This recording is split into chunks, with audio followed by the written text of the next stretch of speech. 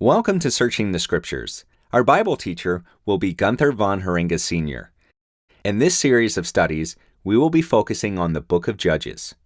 In Acts 17:11 we read, "These were more noble than those in Thessalonica, in that they received the word with all readiness of mind, and searched the Scriptures daily, whether those things were so."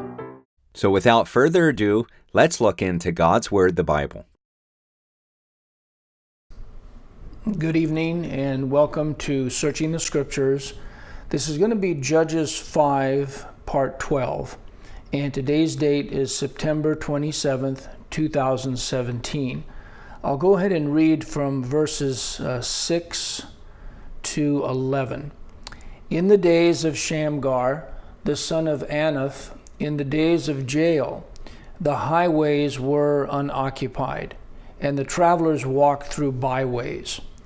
The inhabitants of the villages ceased. They ceased in Israel, until that I, Deborah, arose, that I arose a mother in Israel. They chose new gods, then was war in the gates. Was there a shield or spear seen among 40,000 in Israel? My heart is toward the governors of Israel, that offered themselves willingly among the people. Bless ye Jehovah. Speak, ye that ride on white asses, ye that sit in judgment and walk by the way. They that are delivered from the noise of archers in the places of drawing water, there shall they rehearse the righteous acts of Jehovah, even the righteous acts toward the inhabitants of his villages in Israel. Then shall the people of Jehovah go down to the gates. In our examination of Judges 5, we are down to verse 11 in this victory song of Deborah and Barak, celebrating the defeat of Sisera, who we saw in the previous chapter, in chapter 4, was killed by Jael, and he's a representation of Satan.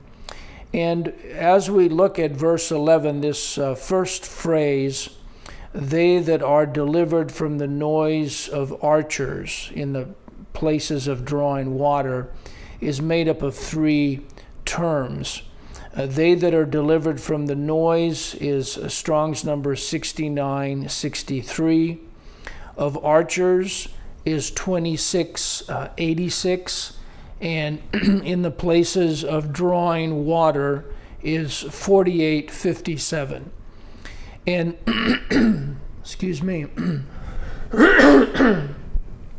these three terms are only found together in this one verse, so we'll have to investigate them individually.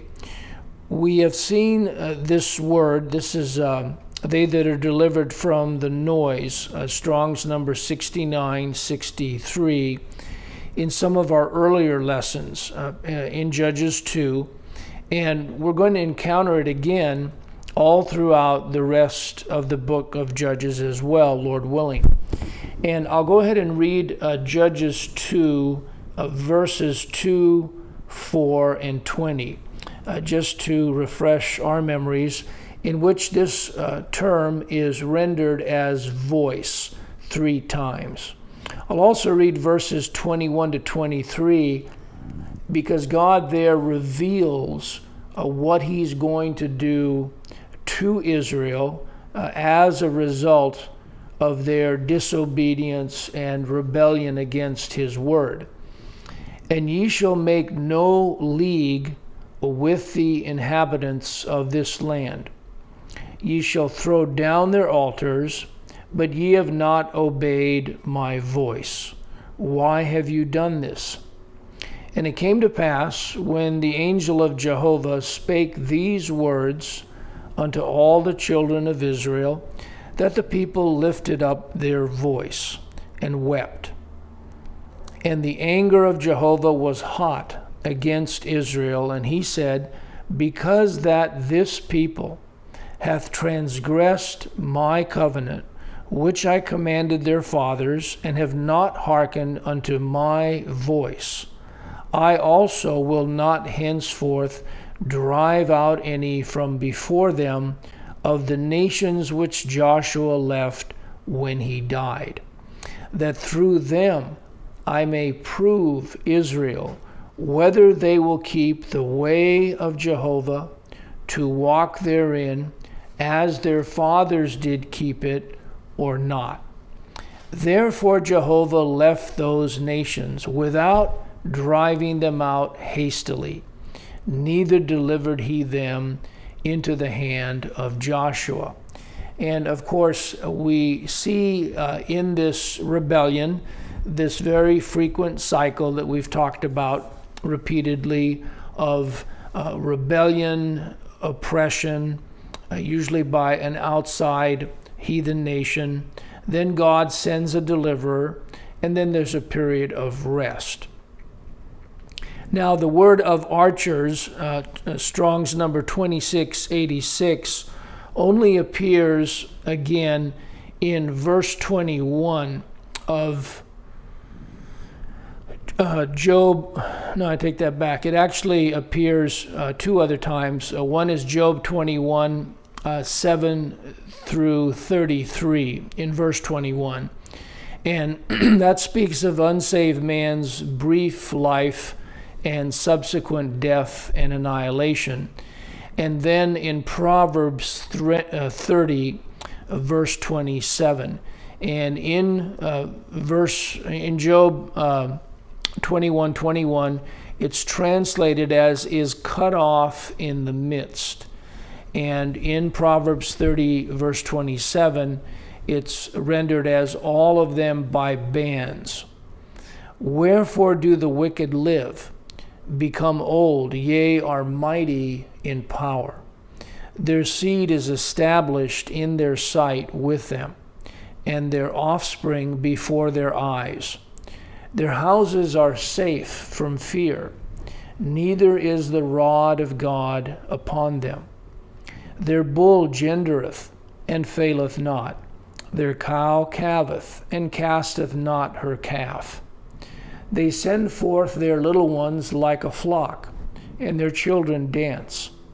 They take the timbrel and harp, and rejoice at the sound of the organ. They spend their days in wealth, and in a moment go down to the grave. Therefore they say unto God, Depart from us, for we desire not the knowledge of thy ways.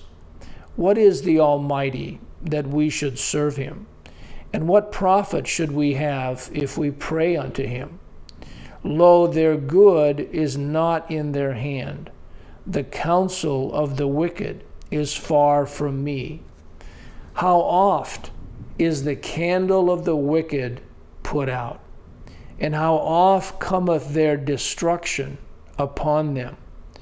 God distributeth sorrows in his anger. They are as stubble before the wind, and as chaff that the storm carrieth away. God layeth up his iniquity for his children. He rewardeth him, and he shall know it.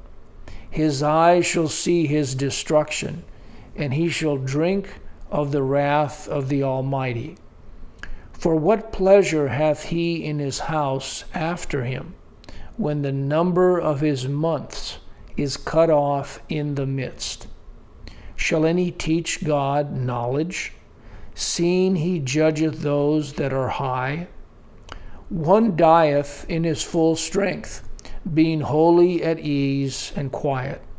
His breasts are full of milk, and his bones are moistened with marrow. And another dieth in the bitterness of his soul, and never eateth with pleasure.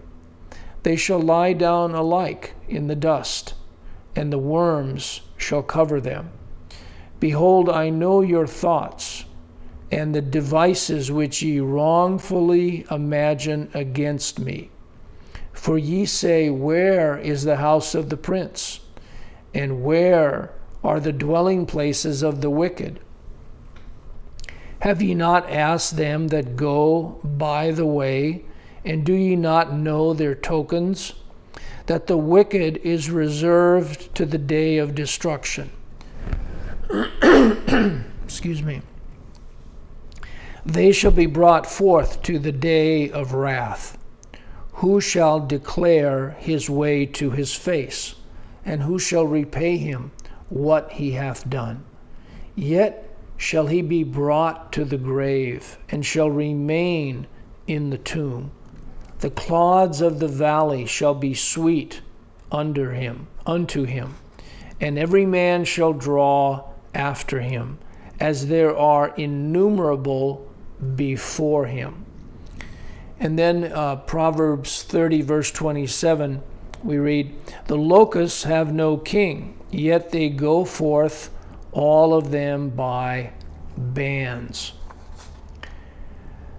The next expression, in the places of drawing water, is only found in our verse, but its root word appears 19 times as draw or drawer. And here are a few illustrations of how God employs it. In Joshua 9, 21, 23, and 27, we find the account of the Israelites' promise to the Gibeonites who had deceived them in pretending to come from a far country and to sue for peace. And they, that is the Gibeonites, typify the elect. And in each case, this word is translated as "and drawers."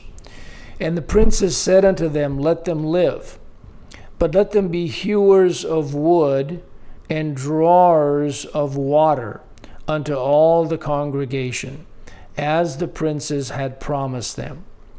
Now therefore ye are cursed, and there shall none of you be freed from being bondmen and hewers of wood and drawers of water for the house of my God.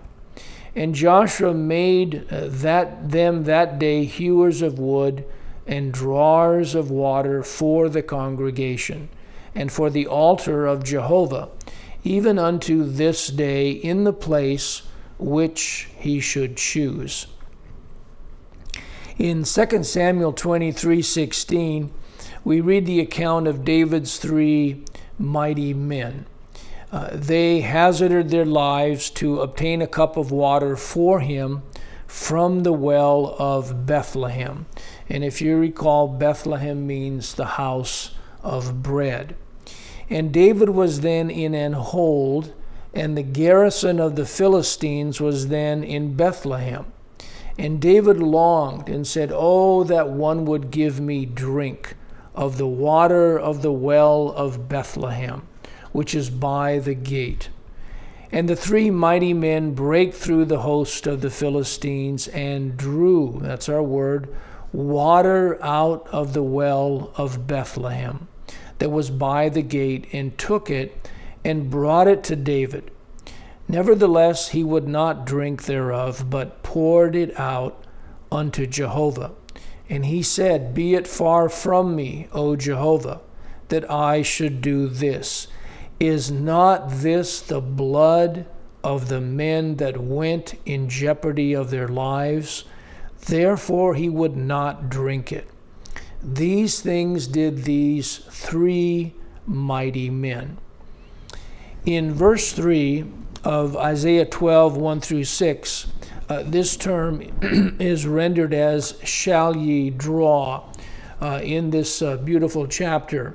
And in that day thou shalt say, O Jehovah, I will praise thee.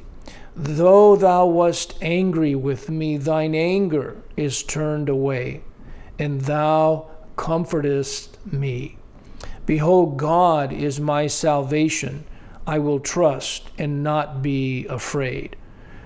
For the Lord Jehovah is my strength and my song. He also is become my salvation. Therefore with joy shall ye draw water out of the wells of salvation. And in that day shall ye say, Praise Jehovah, call upon his name, declare his doings among the people. Make mention that his name is exalted. Sing unto Jehovah, for he hath done excellent things. This is known in all the earth. Cry out and shout, thou inhabitant of Zion, for great is the Holy One of Israel in the midst of thee.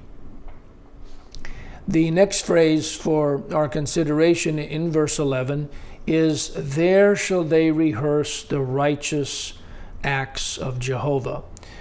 This phrase is also made up of three terms, which again only appear together in this citation.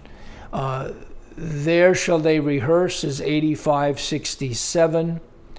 The righteous acts is 66:66.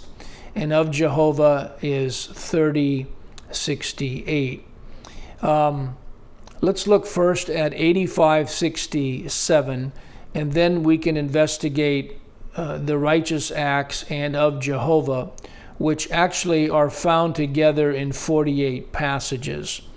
There shall they rehearse is 85:67, and it surfaces in only one other verse, in Judges 11:40.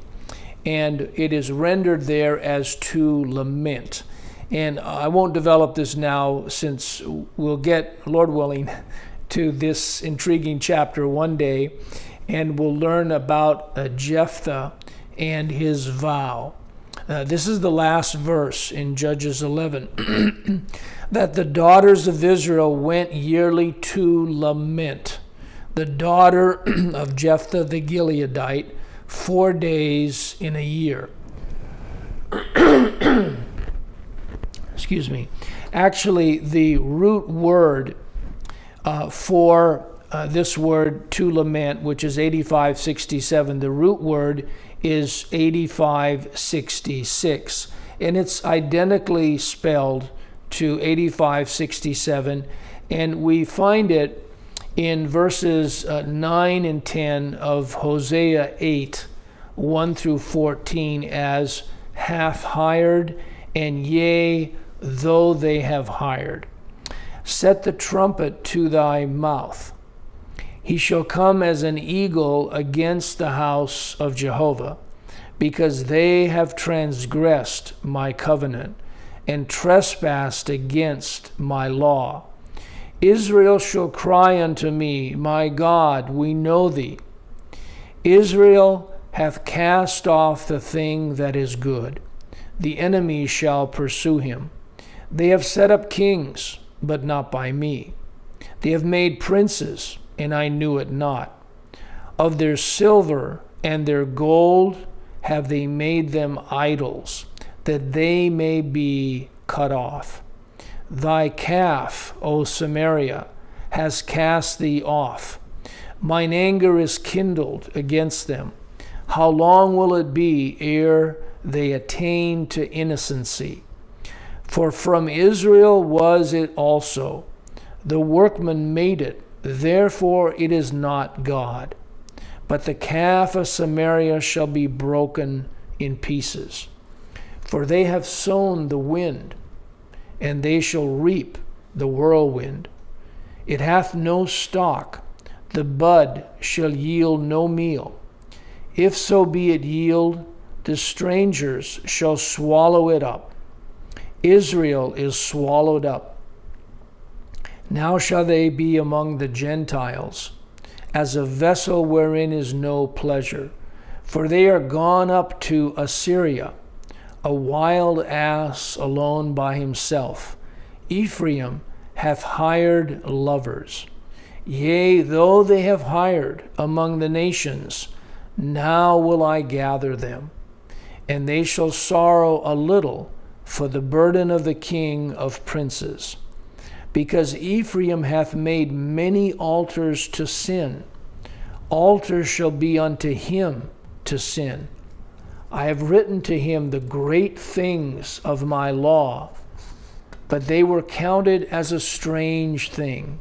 They sacrifice flesh for the sacrifices of mine offerings and eat it. But Jehovah, accepteth them not. Now will he remember their iniquity, and visit their sins. They shall return to Egypt. For Israel hath forgotten his Maker, and buildeth temples, and Judah hath multiplied fenced cities. But I will send a fire upon his cities, and it shall devour the palaces thereof. So we see the end of the church age in view here as well.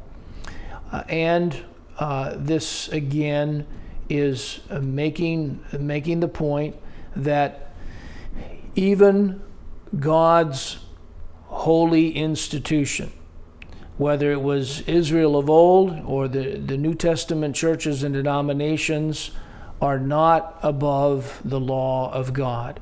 They are under the law of God. And if they disobey the law of God, there's going to be retribution, as we see here. The next two terms, the righteous acts of Jehovah, 66:66 and 30:68, as I mentioned, are found in 48 passages, and we'll just look at some of these before we have to close today's lesson. In Genesis 15:6, which is a verse that can be very easily misinterpreted, we read that righteousness or salvation was imputed to Abraham by God. And he believed in Jehovah, and he, this is God, counted it, which is righteousness, counted it to him for righteousness. In other words, it was the righteousness or the faith of Christ that was, imputed to Abraham. This is also clarified in Romans 4:9, for example. Cometh this blessedness then upon the circumcision only? In other words, the Jews only, or upon the uncircumcision only, which would be the Gentiles. For we say that faith was reckoned or imputed to Abraham for righteousness. And it's not Abraham's faith, because then that would be a work, because faith by definition is a work. And so if it's Abraham's work, it would not do him any good, because no flesh is going to be justified by the works of the law, we read in the book of Galatians. And so it could only be the faith of Christ.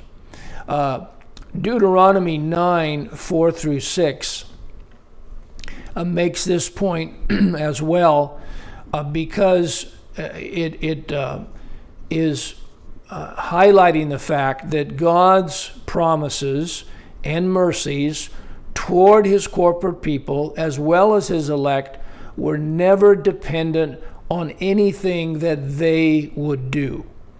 Speak not thou in thine heart, after that Jehovah thy God hath cast them out before thee, saying, For my righteousness Jehovah hath brought me in to possess this land, but for the wickedness of these nations Jehovah doth drive them out from before thee. Not for thy righteousness or for the uprightness of thine heart dost thou go to possess their land, but for the wickedness of these nations Jehovah thy God doth drive them out from before thee, and that he may perform the word which Jehovah sware unto thy fathers, Abraham, Isaac, and Jacob. Understand therefore that Jehovah thy God giveth thee not this good land to possess it for thy righteousness, for thou art a stiff-necked people. One of two Old Testament verses that speak about the faith or faithfulness of Christ is found in 1 Samuel 26:23. Jehovah render to every man his righteousness and his faithfulness. For Jehovah delivered thee into my hand today, but I would not stretch forth mine hand against Jehovah's anointed. This was David speaking to Saul on the occasion that he could have killed him, but he did not, because he recognized that God had placed Saul as king. Now, the idea of righteousness or salvation coming from God, being imputed to the believer, is also corroborated by the language of Isaiah 61:10. I will greatly rejoice in Jehovah. My soul shall be joyful in my God, for he hath clothed me with the garments of salvation. He hath covered me with the robe of righteousness, as a bridegroom decketh himself with ornaments, and as a bride adorneth herself with jewels. And Psalm 24:5 also concurs, he shall receive the blessing from Jehovah and righteousness from the God of his salvation. God's sovereign control over salvation during the day of salvation is also revealed in Isaiah 45:8. Drop down, ye heavens, from above, and let the skies pour down righteousness. Let the earth open, and let them bring forth salvation, and let righteousness spring up together.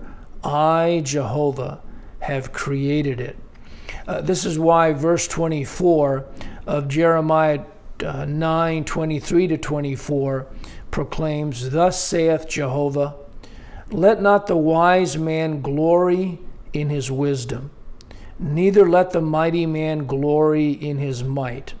Let not the rich man glory in his riches, but let him that glorieth glory in this, that he understandeth and knoweth me, that I am Jehovah, which exercise loving kindness, judgment, and righteousness in the earth.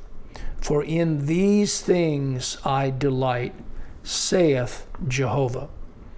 These two verses are also quoted as part of 1 Corinthians 1:26-29.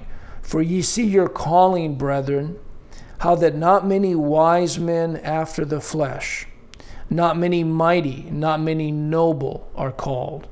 But God hath chosen the foolish things of the world to confound the wise. And God hath chosen the weak things of the world to confound the things which are mighty, and base things of the world, and things which are despised hath God chosen, yea, and things which are not, to bring to naught things that are, that no flesh should glory in his presence. Well, on that glorious note, we'll have to bring today's study to a close, and Lord willing, pick this up in our next lesson. Thank you for joining us today for Searching the Scriptures. Until next time, to God be the glory.